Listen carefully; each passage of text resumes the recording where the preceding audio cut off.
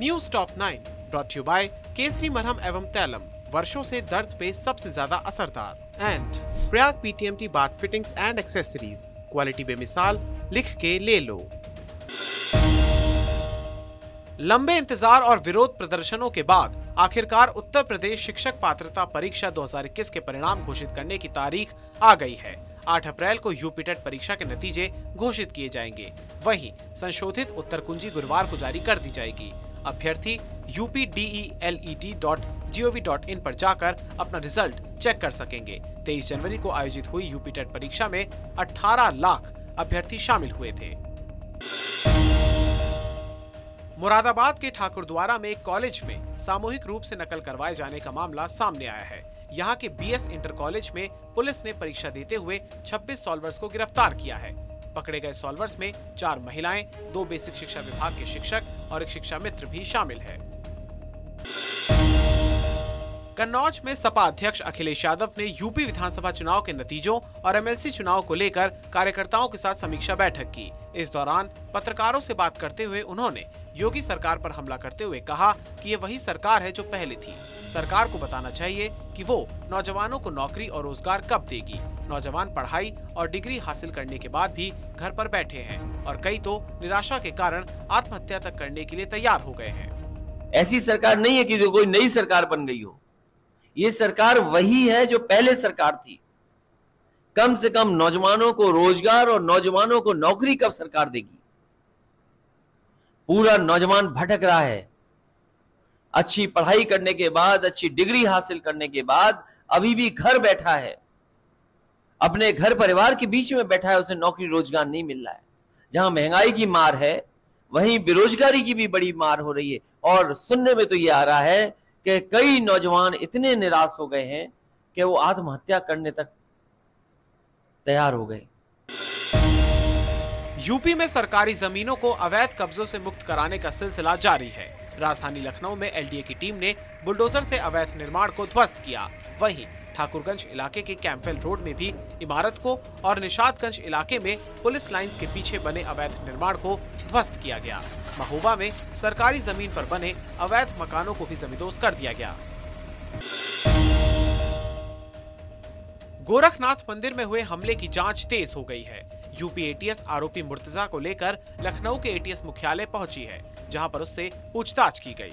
जांच एजेंसियां मुर्तजा के विदेशी कनेक्शन और उसके बैंक खातों की भी जांच कर रही है। इसके अलावा बिजनौर, कानपुर और संभल में कई जगहों पर छापेमारी कर संदिग्धों से पूछताछ की गई। अभी मुख्य अभियुक्त जो गिरफ्तार हुआ था उसको एटीएस ने अपने रिमांड पे लिया है और उसको लेके यहाँ मुख्यालय लाया गया है।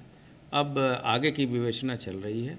उसके पास से जो भी चीज़ें बरामद हुई थी उसका परीक्षण, भौतिक परीक्षण और तकनीकी परीक्षण कराया जा रहा है।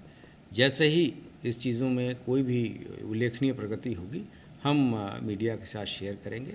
लेकिन ये घटना काफ़ी संवेदनशील थी और जिस तरह से घटना कारित की गई थी, हम लोग किसी भी संभावना को नकार नहीं रहे। देश में आम आदमी पर महंगाई का अटैक जारी है। एक तरफ रोजाना बढ़ते पेट्रोल डीजल के दाम हैं, जिनमें आज भी 80-80 पैसे का इजाफा किया गया, जिसके बाद राजधानी दिल्ली में पेट्रोल 105 रुपए 41 पैसे प्रति लीटर और डीजल 96 रुपए 67 पैसे प्रति लीटर हो गया है। वहीं मुंबई में पेट्रोल 120 रुपए 51 पैसे प्रति लीटर और डीजल 104 रुपए 77 पैसे प्रति लीटर हो गया है। कोलकाता में पेट्रोल 115 रुपए 12 पैसे प्रति लीटर और डीजल 99 रुपए 83 पैसे प्रति लीटर और चेन्नई में पेट्रोल 110 रुपए 85 पैसे प्रति लीटर और डीजल 100 रुपए 94 पैसे प्रति लीटर की कीमत पर बेचा जा रहा है। वहीं सीएनजी के दामों में 2.5 रुपए प्रति किलो की वृद्धि की गई है, जिसके बाद दिल्ली में सीएनजी की कीमत 66 रुपए 61 पैसे प्रति किलो हो गई है। सीएम योगी आदित्यनाथ ने बीजेपी के 42वें स्थापना दिवस पर कार्यक्रम को संबोधित करते हुए कहा कि भाजपा की केंद्र सरकार हो या फिर विभिन्न राज्यों की सरकारें हो, भाजपा देश के प्रत्येक नागरिक की भावनाओं का प्रतिनिधित्व करते हुए राष्ट्रहित को सर्वोपरि रखने वाला एकमात्र दल है। हमारे महापुरुषों ने जो सपना देखा था उसे साकार करने का काम केंद्र की मोदी सरकार कर रही है, जो विश्व के लिए कौतूहल का विषय बना हुआ है। आज हम सब इस बात को जानते हैं कि भारतीय जनता पार्टी के नेतृत्व में चलने वाली केंद्र की सरकार हो या विभिन्न राज्यों के अंदर की सरकारें, ये देश के अंदर एक प्रत्येक नागरिक की भावनाओं का प्रतिनिधित्व करते हुए न केवल उनके हितों का संवर्धन करने का कार्य कर रही है, बल्कि राष्ट्र का हित सर्वोपरि है, इस भाव को कहने वाला देश का एकमात्र राजनीतिक दल है जो नेशन फर्स्ट की इस थ्योरी को आगे बढ़ा करके देश पहला और दल का हित उसके बाद, ये कहने वाला एकमात्र दल कोई है वह भारतीय जनता पार्टी है।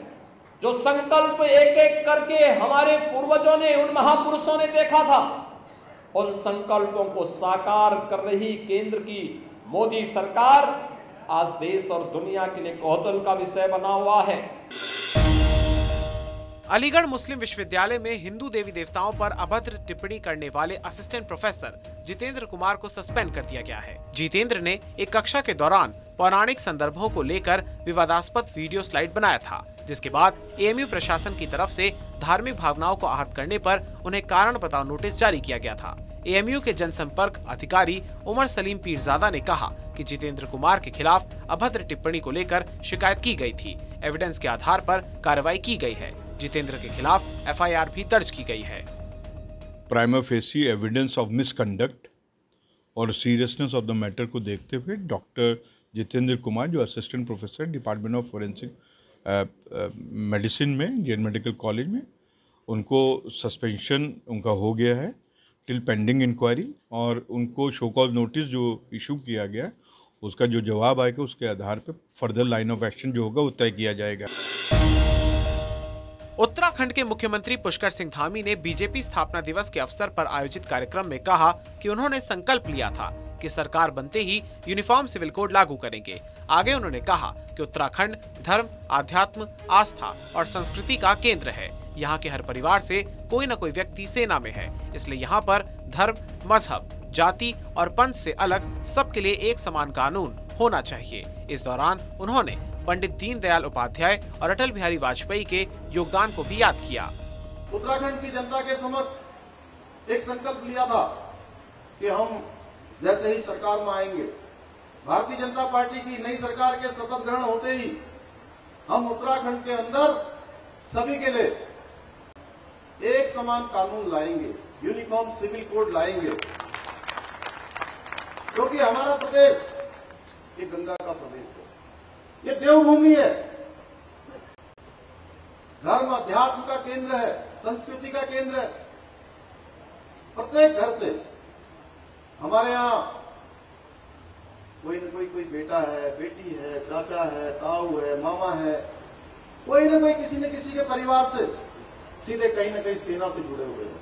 हिंदुस्तान के अंदर किसी न किसी स्थान पर, चाहे कोई स्थान हो, सेना हो या अर्धसैनिक बल हो, कहीं न कहीं अपनी सेवा दे रहे हैं। और हमारा राज्य दो अंतर्राष्ट्रीय सीमाओं से लगा हुआ राज्य है, तो इस प्रदेश के अंदर धर्म, मजहब, पंथ, जाति, समुदाय सबसे अलग हमारे यहाँ का कानून बनना चाहिए।